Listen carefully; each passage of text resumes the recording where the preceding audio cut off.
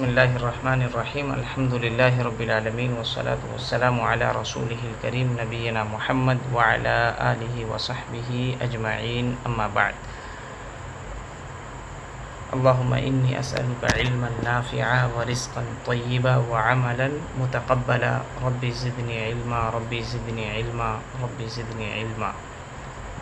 اللہ رب العالمین کا بہت بڑا احسان و کرم ہے کہ اللہ رب العالمین نے پھر سے ہمیں ایک موقع عنایت کیا کہ اللہ رب العالمین کی توفیق سے اور اس کے فضل سے ہم ایک پلیٹ فارم میں جمع ہو کر پھر اللہ اور اس کے رسول کی باتوں کو سننے جا رہے ہیں اور سیکھنے جا رہے ہیں۔ اللہ رب العالمین ہمیں مزید توفیق عنایت فرمائے، آمین، اور صحیح قرآن و حدیث پر گفتگو کرنے کی توفیق عنایت فرمائے۔ پچھلے کلاس یعنی 7th سیزن میں ہماری گفتگو ہوئی اور اس میں ہم لوگوں نے دین یعنی دین اسلام کے جو 3 بنیادی اصول ہیں اس میں پہلا جو اصول ہے اس پر ہم نے گفتگو کا آغاز کیا تھا، ٹھیک ہے، اس پوائنٹ پہ گفتگو کا آغاز ہوا تھا اور چند باتیں ہوئی تھی، جیسے کہ شیخ محمد ابن عبد الوہاب رحمہ اللہ نے پہلا جو اصول بیان کیا ہے وہ کیا کہ اللہ کی معرفت، اللہ کی معرفت، اس چیز کی سٹارٹنگ، اس نقطے کی سٹارٹنگ ہے، اس اصول کی ابتدا محمد ابن عبد الوہاب رحمہ اللہ نے ایک اچھوتے انداز میں کیا ہے، کہ سوالیہ انداز میں کیا ہے کہ جب آپ سے کہا جائے کہ آپ کا رب کون ہے تو آپ کیا کہیں گے؟ اللہ رب العالمین ہے، ٹھیک ہے، اور پھر وہ مزید بیان کرتے ہیں کہ وہی معبود ہے، جو رب ہے وہی معبود ہے اور اس کے علاوہ کوئی معبود نہیں ہے، ٹھیک ہے، اور اس کے بعد پھر ایک دلیل دیتے ہیں، اور دلیل میں جو الحمدللہ رب العالمین ہے اس عالمین کی پھر تفسیر بیان کرتے ہیں کہ اللہ کے علاوہ جتنی بھی مخلوقات ہیں سب عالم ہیں اور اس عالم کا ایک حصہ، ایک فرد میں بھی ہوں۔ یہ شیخ الاسلام محمد بن عبد الوہاب رحمہ اللہ کا کلام ہے جس پر ہم لوگوں نے پچھلے کلاس میں، پچھلے درس میں گفتگو کیے ہیں۔ اس کے بعد مزید آگے شیخ رحمہ اللہ بیان کرتے ہیں کہ فَإِذَا قِيلَ لَكَ، جب آپ سے کہا جائے گا، جب آپ سے پوچھا جائے گا بِمَا عَرَفْتَ رَبَّكَ، کہ آپ نے اپنے رب کو کس چیز سے پہچانا۔ آپ نے تو کہا کہ میرا رب اللہ رب العالمین ہے، آپ نے تو کہا کہ وہی میرا رب معبود ہے، آپ نے دلیل بھی دی الحمدللہ رب العالمین۔ جب آپ سے سوال کیا جائے گا کہ آپ نے اپنے رب کو کیسے پہچانا، تو شیخ محمد ابن عبد الوہاب رحمہ اللہ کہہ رہے ہیں کہ آپ کہیے کیسے پہچانے، آپ کہیے بِآیاتِہ و مخلوقاتِہ، ان کی نشانیوں سے اور اس کے مخلوقات کے ذریعے۔ اللہ رب العالمین کی بہت ساری نشانیاں ہیں جس کی تفصیل چند باتیں آئیں گی، و مخلوقاتِہ، اور اس کے بہت سارے مخلوقات ہیں اور ان کے مخلوقات کے ذریعے۔ پھر آگے فرماتے ہیں وَمِنْ آیَاتِهِ اللَّيْلُ وَالنَّهَارُ وَالشَّمْسُ وَالْقَمَرُ، ان کی آیات میں، ان کی نشانیوں میں سے کیا ہے؟ رات ہے، دن ہے، سورج ہے، چاند ہے، یہ ان کی نشانیوں میں سے ہیں۔ وَمِنْ مَخْلُوقَاتِهِ السَّمَاوَاتُ السَّبْعُ وَالْأَرْضُونَ السَّبْعُ وَمَنْ فِيهِنَّ، اور ان کی مخلوقات میں کیا ہے؟ 7 آسمان، 7 زمینیں، اور ان کے درمیان یعنی زمین و آسمان کے درمیان جو کچھ ہے سب یہ اللہ رب العالمین کی مخلوقات میں سے ہیں۔ وَمَنْ فِيهِنَّ وَمَا بَيْنَهُمَا، آسمان و زمین میں جو کچھ ہیں اور آسمان و زمین کے درمیان جو کچھ ہے سب یہ مخلوقات ہیں، اللہ رب العالمین کی مخلوقات ہیں۔ تو جب آپ سے یہ سوال کیا جائے گا کہ آپ نے اپنے رب کو کیسے پہچانا، تو آپ کہیں گے کہ ان کی آیات، ان کی نشانیوں، ان کی مخلوقات۔ پھر دلیل پیش کیے ہیں، والدلیل قولہ تعالی، اللہ تبارک و تعالیٰ کا یہ فرمان ہے، اس بات کی دلیل اور اس پر استدلال کی یہ آیت کرتی ہے، کون سی؟ وَمِنْ آیَاتِهِ اللَّيْلُ وَالنَّهَارُ وَالشَّمْسُ وَالْقَمَرُ لَا تَسْجُدُوا لِلشَّمْسِ وَلَا لِلْقَمَرِ وَاسْجُدُوا لِلَّهِ الَّذِي خَلَقَهُنَّ إِن كُنتُمْ إِيَّاهُ تَعْبُدُونَ، کہ ان کی نشانیوں میں سے رات ہے، دن اور سورج، چاند، یہ سب اللہ رب العالمین کی نشانیوں میں سے۔ اور آگے لا تسجدوا للشمس ولا للقمر، تم نہ سورج کو سجدہ کرو اور نہ چاند کو، بلکہ اس اللہ رب العالمین کو سجدہ کرو۔ واسجدوا للہ الذی خلقہن، جس نے آپ کو پیدا کیا اور جس نے ان تمام چیزوں کو، یہ جو جتنی بھی مخلوقات ہیں، ان تمام یہاں پہ جو بھی گنائے ہیں کہ سورج، چاند، رات، دن، یہ سب ان کو جس نے پیدا کیا، آپ ان کی عبادت کریں، ٹھیک ہے۔ ان کنتم ایاہ تعبدون، اگر تم واقعی اس کی عبادت کرنے والے ہو، واقعی معنوں میں آپ حقیقت میں اگر اللہ رب العالمین کے بندے اپنے آپ کو مانتے ہیں، آپ اللہ رب العالمین کو حقیقی معبود مانتے ہیں، تو آپ اللہ رب العالمین کی ہی صرف عبادت کریں۔ یہ شیخ محمد ابن عبد الوہاب رحمہ اللہ نے یہ دلیل پیش کی ہے۔ اس کے بعد دوسری دلیل یہ پیش کی کہ وقولہ تعالی، اللہ رب العالمین کا یہ فرمان، ان ربکم اللہ الذی خلق السماوات والارض فی ستۃ ایام ثم استوى علی العرش یغشی اللیل النہار یطلبہ حثیثا والشمس والقمر والنجوم مسخرات بامرہ الا لہ الخلق والامر تبارک اللہ رب العالمین، یعنی تمہارا رب تو اللہ ہے جس نے آسمانوں اور زمین کو 7 دنوں میں پیدا کیا، پھر عرش پر مستوی ہوا۔ وہ رات کے ذریعے دن کو ڈھانپ دیتا ہے، اللہ رب العالمین رات کے ذریعے دن کو ڈھانپ دیتا ہے، رات تیزی کے ساتھ اس کی طلب میں رہتی ہے، اور سورج، چاند اور ستارے اسی کے حکم کے پابند ہیں۔ اور پھر کہہ رہے ہیں کہ خبردار، الا لہ الخلق والامر تبارک اللہ رب العالمین، یعنی تخلیق بھی اسی کے لیے ہے اور حکم بھی اسی کے لیے ہے۔ بڑی برکتوں والا اللہ رب العالمین ہے جو سارے جہانوں کا رب ہے۔ یہ سورہ اعراف کی آیت ہے، آیت نمبر 54 ہے۔ تو یہ 2 دلیلیں پیش کی ہیں۔ آئیے دیکھتے ہیں اس کی تفصیل میں کچھ باتیں دیکھتے ہیں کہ شیخ محمد ابن عبد الوہاب رحمہ اللہ نے جو یہ نقطہ بیان کیا ہے اس کی تفصیل کیا ہے۔ دیکھیے، کوئی بھی شخصیت یا کسی بھی چیز کی معرفت کی جاتی ہے یا اس کی پہچان کیسے ہوتی ہے؟ اس کی اصل کو دیکھ کر کے، یا اس کی اصل کو پڑھ کر کے، یا اس کی اصل کے بارے میں جان کر کے۔ اور اللہ رب العالمین کی اصل یا اللہ رب العالمین کا جو اللہ رب العالمین کی جو ذات ہے، اللہ رب العالمین کو ہم دیکھ نہیں سکتے۔ کسی چیز کی پہچان ہوتی ہے یا تو اس کو دیکھ کر کے پہچانتے ہیں، تو اللہ رب العالمین کی ذات کو ہم دیکھ نہیں سکتے، اس دنیا میں دیکھ نہیں سکتے۔ اللہ رب العالمین نے کہا لن ترانی، تو مجھے ہرگز نہیں دیکھ سکتے، اس دنیا میں کوئی دیکھ ہی نہیں سکتا اللہ رب العالمین کو، جس سے کہ حضرت موسیٰ کو اللہ نے کہا کہ لن ترانی، آپ مجھے دیکھ نہیں سکتے ہیں۔ تو دوسرا آپشن رہتا ہے کہ جب اللہ رب العالمین کو دیکھ نہیں سکتے یا کسی بھی چیز کی پہچان دیکھ کر کے ہوتی ہے، جب اللہ رب العالمین کو دیکھ نہیں سکتے تو دوسرا آپشن کیا رہتا ہے کہ اس جیسی کوئی مثال ہوتی ہے یا اس جیسا کوئی نمونہ ہوتا ہے جس سے کسی چیز کا تعارف کرایا جاتا ہے یا کسی چیز کی پہچان کرائی جاتی ہے۔ یعنی جیسے مثال کے طور پر یہ جو فون ہے، یہ اس فون کی طرح ہے، یعنی اس فون جس کی طرف اشارہ ہم کر رہے ہیں اس کا گویا کہ یہاں پہ انٹروڈکشن کرایا جا رہا ہے، اس کا گویا کہ تعارف کرایا جا رہا ہے۔ تو اللہ رب العالمین کے جیسے بھی کوئی نہیں ہے۔ اللہ رب العالمین نے کہا لیس کمثلہ شیء وہو السمیع البصیر، اللہ رب العالمین کی جیسے کوئی بھی چیز نہیں۔ تو یہ دوسرا آپشن بھی ختم ہو جاتا ہے۔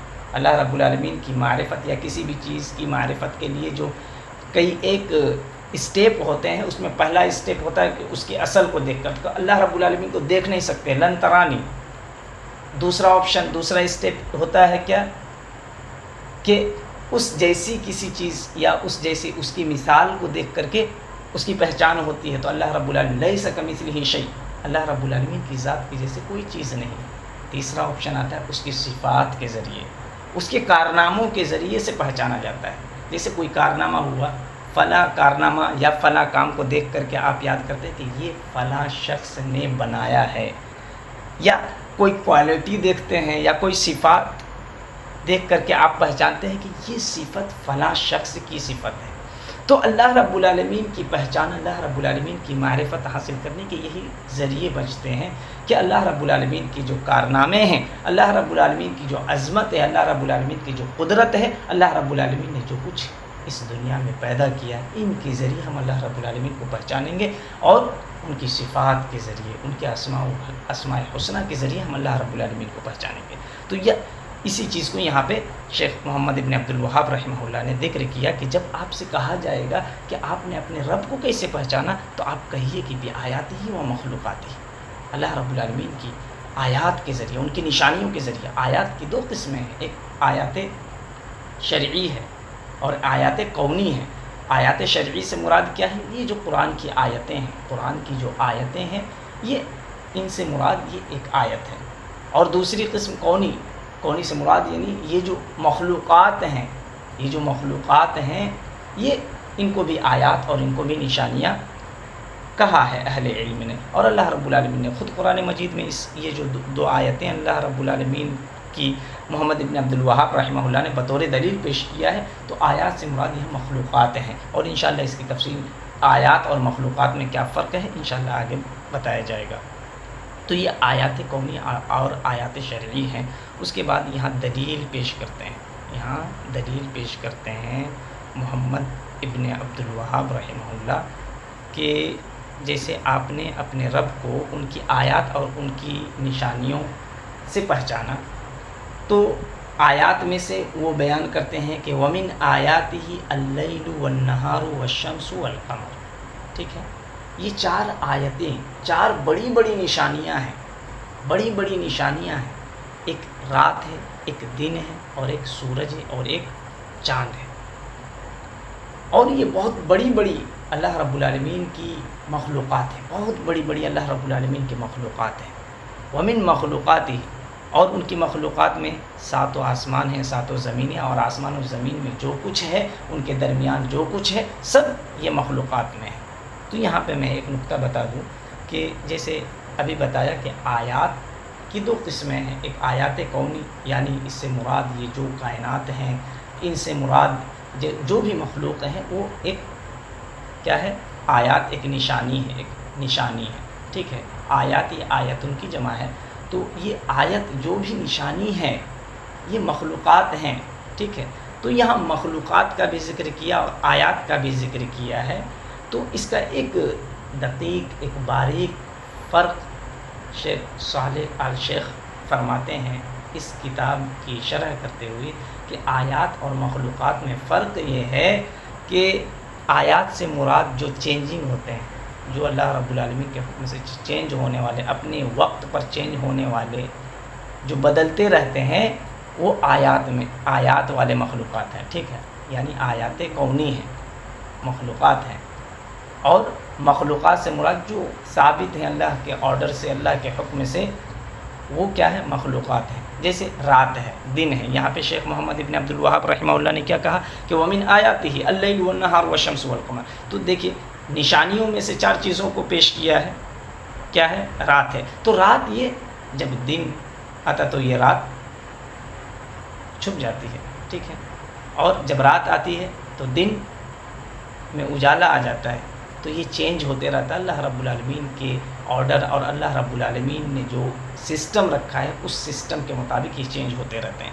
سورج ہے تو سورج دن بھر رہتا ہے، پھر اس کے بعد غروب ہو جاتا ہے۔ اس کے بعد چاند ہے، چاند رات میں طلوع ہوتا ہے، تو یہ چینج ہونے والے ہیں۔ تو شیخ آل شیخ یہ فرماتے ہیں کہ اس سے مراد آیات اور مخلوقات میں ایک دقیق فرق، ایک باریک فرق یہی ہے کہ آیات سے مراد یہ چینج ہونے والے مخلوقات ہیں، اور مخلوقات جو بھی ہیں آسمان و زمین میں، یہ ان سے مراد ہیں۔ واللہ اعلم۔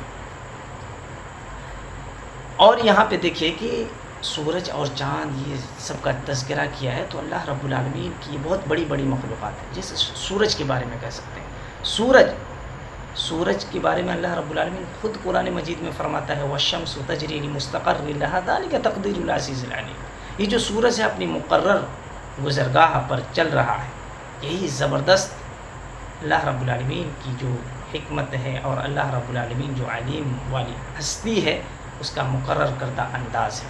یہ اللہ رب العالمین کا مقرر کردہ انداز ہے. اللہ نے کہا کہ یہ جو سورج ہے اپنی مقرر وقت پر کیا کرتا ہے؟ اپنے گزرگاہ پر چلتا رہتا ہے. اور اسی طرح چاند کے بارے میں بھی اللہ رب العالمین نے خود قرآن مجید میں کہا. اور اسی طرح رات اور دن کے تعلق سے خود اللہ رب العالمین نے قرآن مجید میں کئی ایک آیت میں اس کا تذکرہ کیا ہے، جو کہ ابھی ایک آیت ابھی پیش کی جائے گی جو شیخ محمد ابن عبد الوہاب رحمہ اللہ نے خود بیان کیا ہے.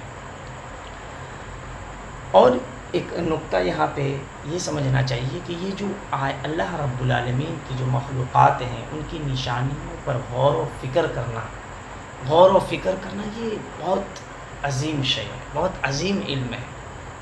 اور اس سے ایمان میں زیادہ ہوتا ہے، ایمان بڑھتا ہے.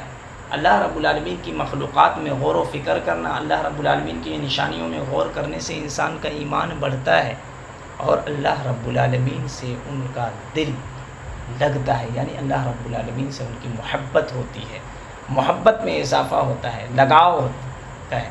تو یہ اللہ رب العالمین کی آیات و مخلوقات پر غور و فکر کرنے کا ایک نتیجہ ہے کہ انسان کا ایمان بڑھتا ہے اور وہ اللہ رب العالمین سے ان کا تعلق مضبوط ہوتا ہے. جیسا کہ شیخ ابن القیم رحمہ اللہ فرماتے ہیں کہ یہ مفتاح دار السعادہ ایک کتاب ہے، اس کتاب میں انہوں نے لکھا ہے کہ انسان کے جو نفس ہے، انسان کا جو نفس ہے، یہ نفس کا جو سب سے بہترین نفع یا سب سے بہترین جو محنت ہے، سب سے بہترین جو کوشش ہے، وہ کوشش کیا ہے کہ وہ اللہ کی آیات، نشانیوں، اللہ کی مخلوقات میں غور و فکر کرتا ہے.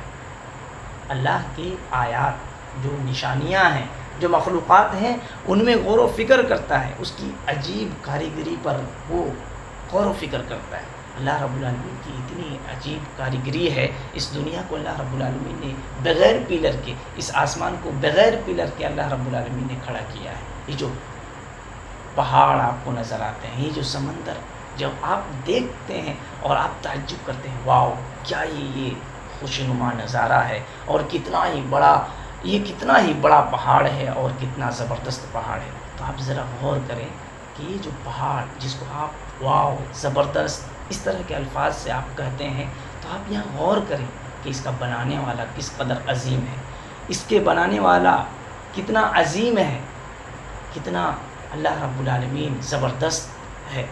اس تعلق سے کبھی غور کریں تو انسان جو سب سے اپنی نفس سے سب سے زیادہ سب سے بہترین اگر کوئی محنت کرتا ہے تو وہ اللہ رب العالمین کی آیات و مخلوقات پر غور و فکر کرتا ہے. اور اس کا فائدہ یہ امام ابن القیم رحمہ اللہ بتاتے ہیں کہ آیات و مخلوقات پر غور و فکر کرنے کا فائدہ یہ ہوتا ہے کہ انسان کا دل اللہ رب العالمین سے لگتا ہے، اللہ رب العالمین سے لگاؤ ہونے لگتا ہے. تو یہ فائدہ ہوتا ہے.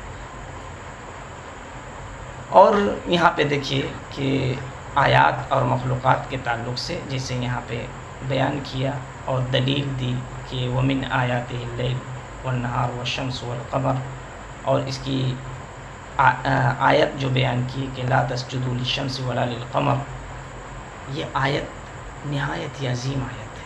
اس میں آپ غور کریں، اللہ رب العالمین فرما رہا ہے کہ اللہ کی نشانیوں کی دلیل کا جو یہ اللہ رب العالمین کا قول ہے، کون سا؟ وَمِنْ آیَاتِهِ اللَّيْلُ وَالنَّهَارُ وَالشَّمْسُ. اور اللہ تبارک و تعالیٰ کی نشانیوں میں سے کیا ہے؟ رات ہے، دن ہے، سورج ہے، چاند ہے. اور اللہ رب العالمین کہہ رہا ہے لا تسجدوا للشمس، تم سورج کو سجدہ نہ کرو، سورج کی عبادت نہ کرو. ولا للقمر، اور نہ ہی تم چاند کی عبادت کرو، اور نہ ہی تم چاند کو سجدہ کرو، بلکہ تم سجدہ کس کو کرو؟ جنہوں نے ان تمام چیزوں کو پیدا کیا ہے، جنہوں نے ان تمام چیزوں کو پیدا کیا ہے. اور تم صرف اللہ رب العالمین ہی کی عبادت کرو اگر واقعی معنوں میں تم اللہ رب العالمین کی عبادت بندگی کرنے والے ہو. تو یہاں پہ اس آیت میں غور کیجیے کہ اللہ رب العالمین نے کہا کہ تم ان سورج کی پوجا نہ کرو، کیونکہ دیکھیں آج سے چند سالوں پہلے چند سالوں پہلے سورج کی بہت زیادہ پوجا کی جاتی تھی، سورج کی عبادت کرتے تھے لوگ، کیونکہ انسان کے تصور میں سب سے بڑا سورج تھا، جیسا کہ ابراہیم علیہ السلام کا واقعہ جو سورہ انعام میں اللہ رب العالمین نے ذکر کیا ہے۔ جب ابراہیم علیہ السلام نے سورج کو دیکھا تو کہا کہ یہ میرا سب سے بڑا رب ہے، ٹھیک ہے، یہی میرا رب ہے کیونکہ یہ سب سے بڑا ہے۔ سورج انسانی تصور میں چند سالوں پہلے سب سے بڑا مخلوق سورج تھا، ٹھیک ہے۔ تو ابھی سائنسدانوں نے اس سے بڑا گلیکسی ڈھونڈ نکالا ہے، اور یہاں تک کہ ایسا بھی گلیکسی نکالا ہے جس میں 600 کروڑ سورج داخل ہو سکتا ہے ایک گلیکسی میں۔ تو اتنے بڑے گلیکسی کو ڈھونڈ نکالا ہے سائنسدانوں نے، لیکن چند سالوں پہلے انسانوں کے تصور میں، انسان کے ذہن میں سب سے بڑا سورج تھا، اس لیے اس کی عبادت کیا کرتے تھے۔ چاند ان کے سامنے سب سے بڑا تھا، اس لیے اس کی عبادت کیا کرتے تھے۔ ستارے ان کے سامنے بڑے لگتے تھے، اس لیے وہ ان کی عبادت کیا کرتے تھے۔ اللہ رب العالمین نے ان مخلوقات کو روکا ہے۔ تو آپ یہ جو تصور میں آپ دیکھتے ہیں کہ یہ آسمان و زمین، یہ جو سورج چاند ستارے جو بڑے ہیں، یہ بڑے ہیں، آپ ان کی عبادت کرتے ہیں۔ آپ ذرا ان کو غور کریں، ان میں اپنے ذہن کو لگائیں اور سوچیں کہ کیا ان کا کوئی بنانے والا ہے، کیا ہے کوئی جو ان پہ اپنا کنٹرول رکھا ہے؟ تو یقیناً آپ کو جواب ملے گا کہ وہ اللہ رب العالمین ہے، جس نے ان تمام چیزوں کو پیدا کیا ہے، اور ان تمام چیزوں کو جب پیدا کیا ہے تو وہی عبادت کے لائق اور عبادت کے مستحق ہے۔ اور کئی ایک آیتیں، یہ جو نعمتیں ہیں، ایک اہل علم ایک فائدہ یہ بیان کرتے ہیں کہ ان کی آیات، ان کی جو مخلوقات ہیں ان پر غور کرنے کا ایک فائدہ یہ ہوتا ہے کہ انسان جب غور کرتا ہے، جیسے سورج سے انسان کو بہت زیادہ فائدہ، سورج سے بلکہ بہت سارے مخلوقات کو فائدہ حاصل ہوتا ہے، ہم ہی سورج کے ذریعے کتنا فائدہ حاصل کرتے ہیں۔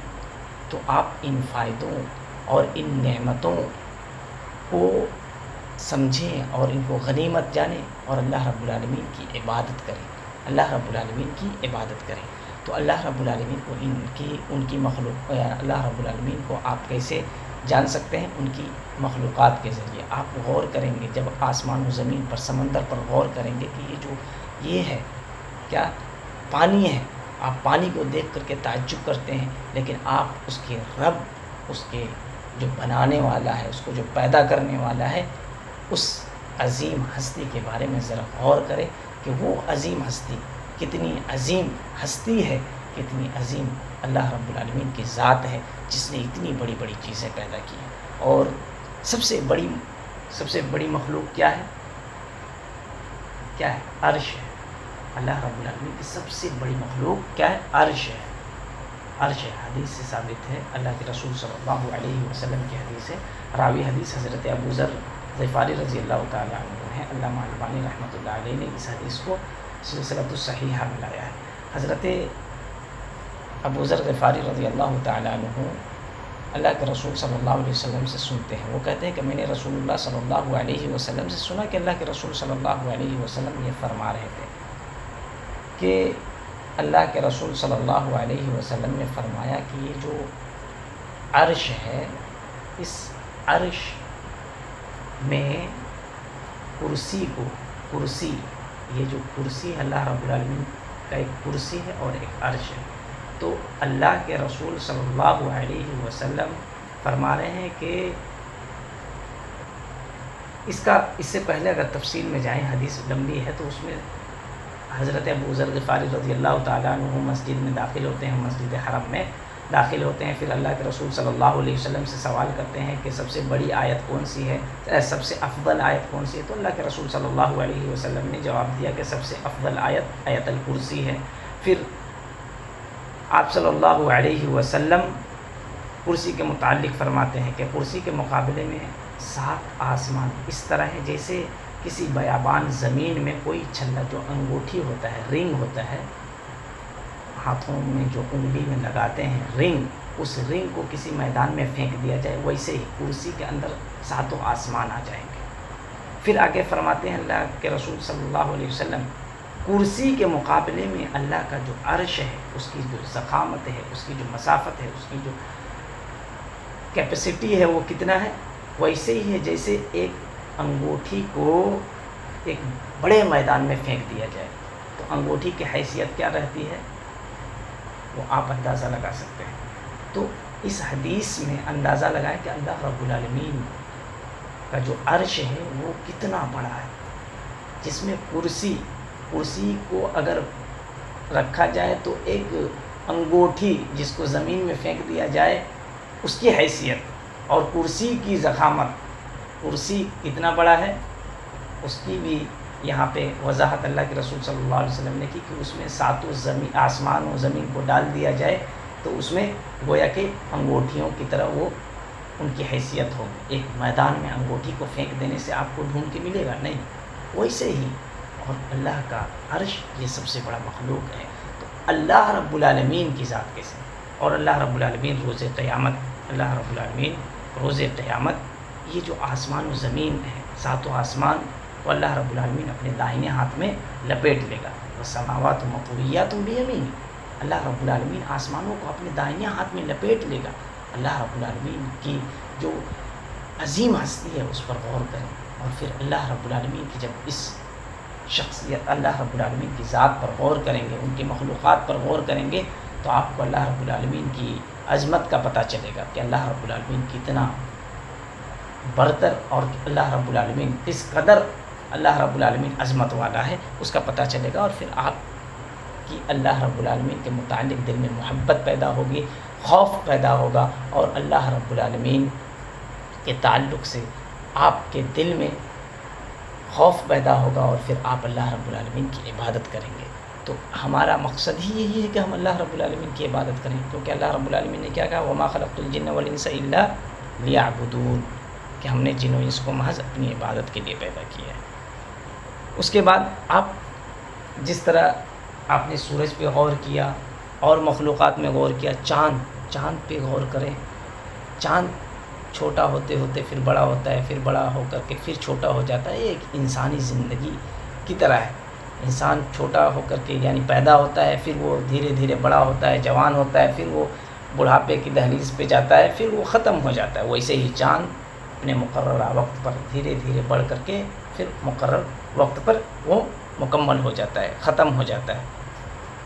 اس کے بعد دوسری دلیل پیش کرتے ہیں محمد بن عبد الوہاب رحمہ اللہ کہ ان ربکم اللہ الذی خلق السماوات والارض فی ستۃ ایام ثم استوى علی العرش، یعنی اللہ رب العالمین نے کیا کہ بے شک تمہارے پروردگار کون ہے؟ اللہ رب العالمین ہی ہے۔ تمہارا پروردگار کون ہے؟ اللہ رب العالمین ہے، جس نے آسمان و زمین کو 6 دنوں میں پیدا کیا ہے، پھر اپنے عرش پر مستوی ہو گیا۔ اللہ رب العالمین اپنے عرش پر مستوی ہو گیا، جو رات کو دن پر ڈھانپ دیتا ہے اور پھر دن رات کے پیچھے دوڑا چلا جاتا ہے۔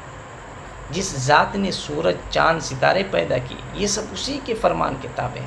اور پھر اللہ رب العالمین کہہ رہا ہے خبردار، اس کی ساری مخلوق ہیں اور اسی کا حکم چلتا ہے، اسی کا حکم چلتا ہے، اور اللہ رب العالمین بڑا برکت والا ہے، اور سارے جہانوں کا مالک اور پروردگار اللہ رب العالمین ہے۔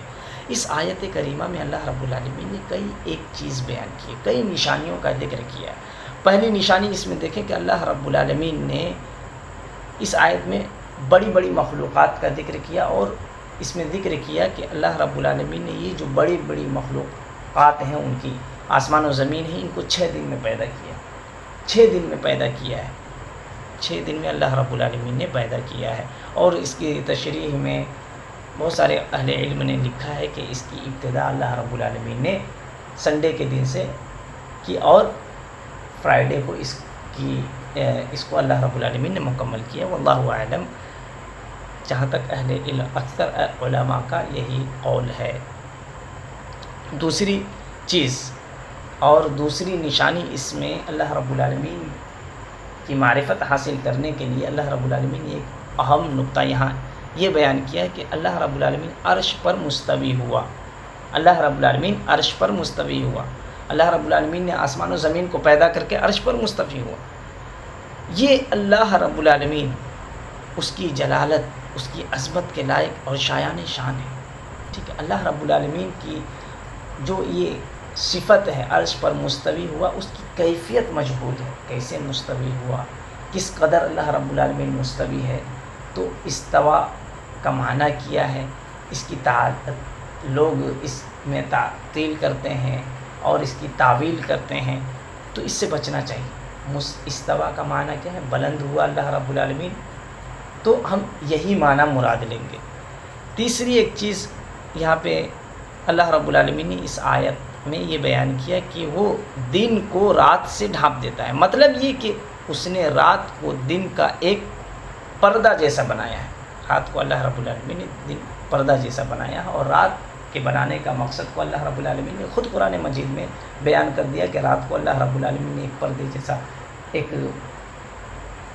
پردے جیسا اللہ رب العالمین نے بنایا ہے، تاکہ اس میں انسان سکون حاصل کرے، اس میں اپنی جسم کو راحت پہنچائے، اور دن کو اللہ رب العالمین نے معاش کے لیے، انسان کی روزی روٹی تلاشنے کے لیے اللہ رب العالمین نے دن کو پیدا کیا۔ خود اللہ رب العالمین نے قرآن مجید سورہ نبا میں آپ اس کی تفصیل دیکھ سکتے ہیں۔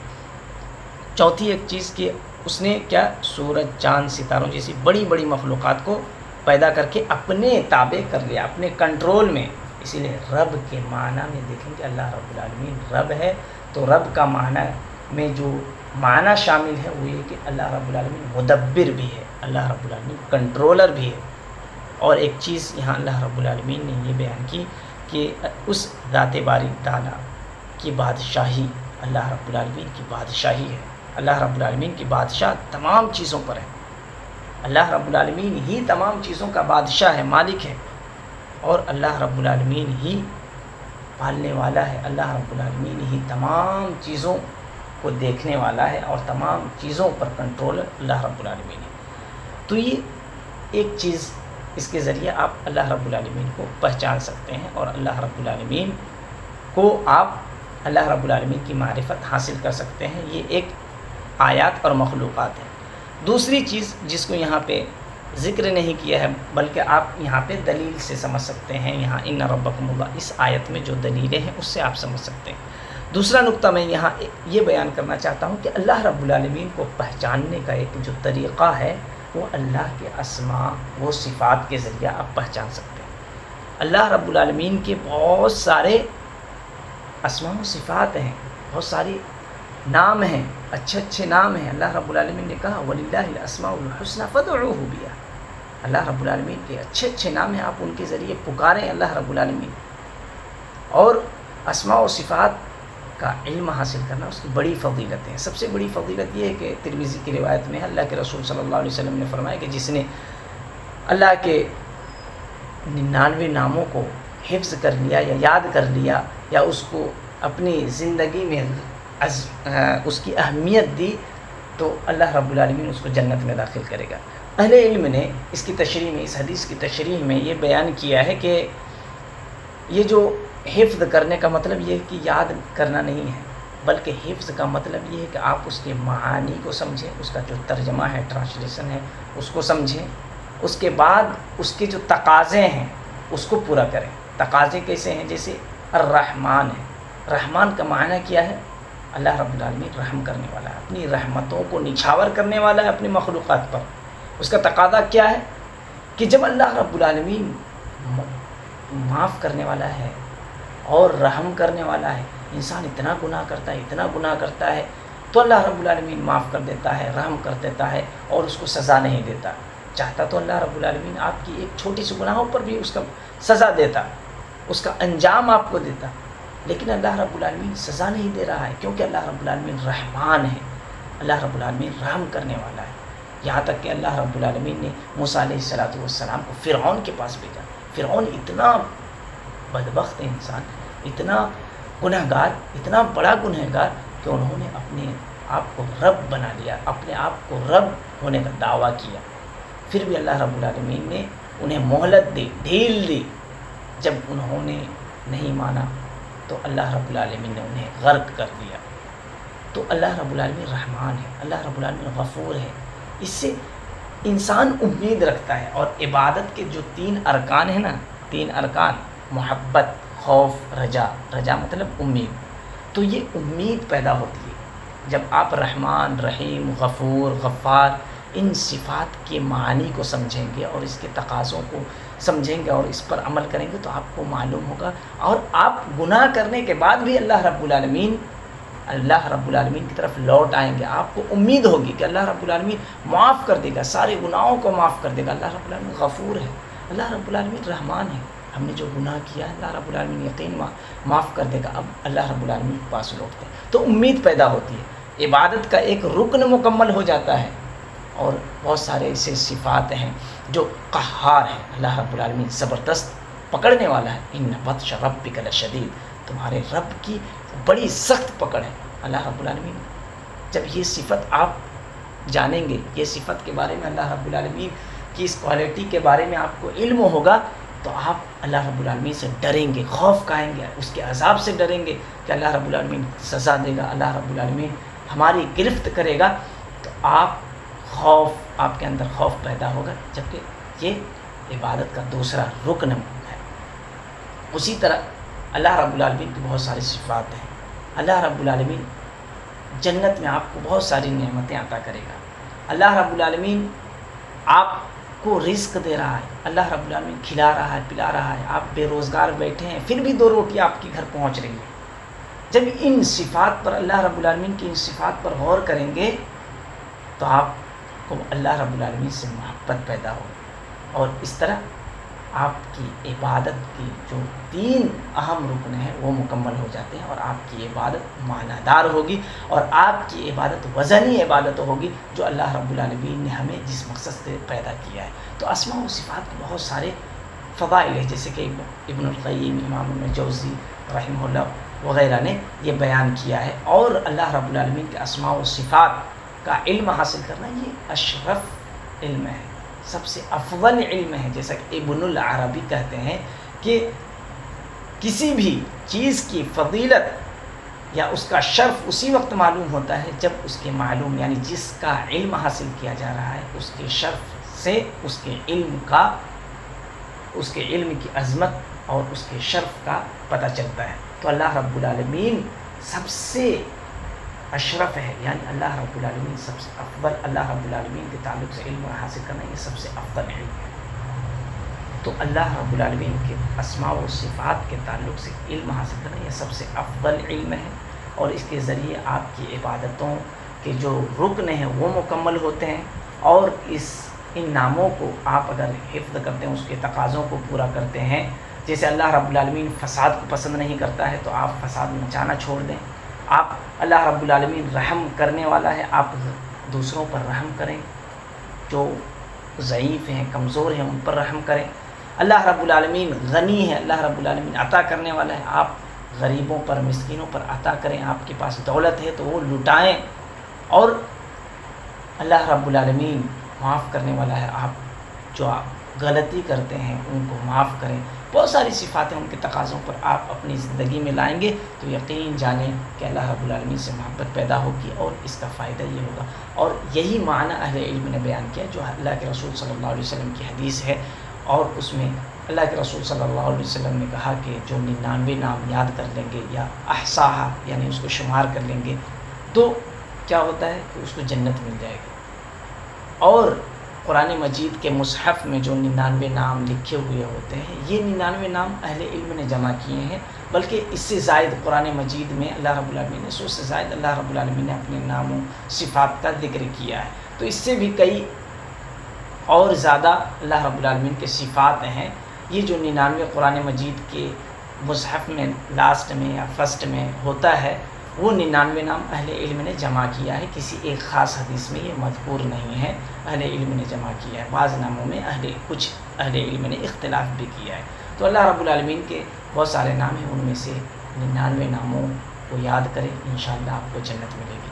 تو یہ 2 طریقے ہیں، 2 ذریعے ہیں جس سے آپ اپنے رب کو پہچان سکتے ہیں، ان کی آیات مخلوقات کے ذریعے اور ان کے اسماء و صفات کے ذریعے آپ اللہ رب العالمین کو پہچان سکتے ہیں. اور جب آپ اللہ رب العالمین کو پہچانیں گے تو آپ اتنی ہی اچھے انداز میں آپ اللہ رب العالمین کی عبادت کر سکیں گے، جو مقصد حیات ہے آپ کی عبادت نکھر جائے گی. آپ کی عبادت اور آپ کی زندگی میں جب بندگی عبادت کا رنگ آ جائے گا تو آپ یقین جانیں کہ آخرت میں کامیاب ہونے والے ہیں، جس کا تذکرہ اللہ رب العالمین نے قرآن مجید میں کیا ہے. اور معرفت کے بغیر آپ کی عبادت مکمل نہیں ہو سکتی. اللہ کی معرفت کے بغیر آپ کی عبادت مکمل نہیں ہو سکتی ہے.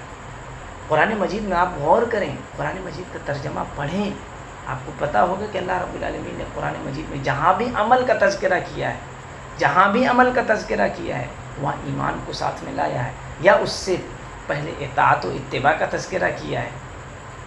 تو عمل صالح آپ کریں گے تو پہلے ایمان لائیں، اللہ رب العالمین کی معرفت حاصل کریں، اللہ رب العالمین کی توحید کا اقرار کریں اور اس کے تقاضوں کو پورا کریں. اسی لیے قرآن مجید میں اللہ رب العالمین نے 31 سے زائد مقامات پر 31 سے زائد مقامات پر اللہ رب العالمین نے کہا اعلم واعلم یعلم یعلم تعلم. اس طرح کے صیغہ اللہ رب العالمین نے ذکر کیا ہے. جیسے واعلم ان اللہ رب العالمین نے قرآن مجید میں جیسے کہا فاعلموا ان اللہ مولاکم نعم المولا ونعم النصیر. اللہ رب العالمین کی معرفت حاصل کرنے کا ایک اللہ رب العالمین نے ایک انداز بیان کیا.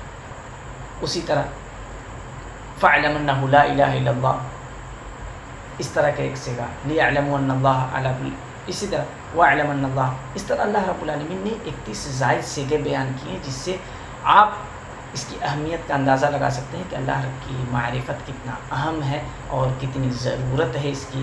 اللہ رب العالمین سے دعا کرتے ہیں کہ اللہ رب العالمین ہمیں اللہ رب العالمین کی صحیح معنوں میں معرفت حاصل کرنے کی توفیق عنایت فرمائے. آمین. آج کے درس کا خلاصہ یہ ہے کہ شیخ محمد بن عبد الوہاب رحمہ اللہ نے اصول الثلاثہ کے جو دین کے تین بنیادی اصول کو جو بیان کیے ان میں پہلا جو اصول ہے وہ کیا ہے؟ اللہ کی معرفت ہے. اس میں سے ایک نقطہ ہم لوگوں نے پچھلے 7 سیزن میں پڑھا ہے اور آج کی اس کلاس میں ہم لوگوں نے جو پڑھا کہ اللہ رب العالمین کی معرفت کیسے حاصل ہوتی ہے. یعنی جب آپ سے کوئی سوال کرے گا کہ اللہ رب العالمین کو آپ نے کیسے پہچانا تو آپ کیا کہیں گے کہ اس کی آیات سے، اس کی مخلوقات سے، اور اس کی دلیل خود اللہ رب العالمین کا قول بیان کیا ہے محمد بن عبد الوہاب رحمہ اللہ نے، اور ان کی نشانیوں کے تعلق سے چند باتیں ہوئیں. اس کے بعد دوسرا ایک ذریعہ یا دوسرا ایک سبب اللہ رب العالمین کو پہچاننے کا بیان کیا گیا کہ اسماء و صفات کے ذریعے اللہ رب العالمین کو پہچان سکتے ہیں. تو یہ مختصر باتیں ہیں. انشاءاللہ اگلے کلاس میں کل انشاءاللہ ہم لوگ عبادت کے مفہوم کو اور عبادت کے تعلق سے جو بیان ہے اس کو انشاءاللہ ہم لوگ پڑھیں گے. آج کا درس یہیں پہ مکمل ہوتا ہے. اللہ تبارک و تعالیٰ سے دعا ہے کہ اللہ تبارک و تعالیٰ ہمارے علم میں اخلاص پیدا کر دے اور اللہ رب العالمین کی معرفت حاصل کرنے کی زیادہ سے زیادہ توفیق دے، تاکہ ہم جتنا اللہ رب العالمین کی معرفت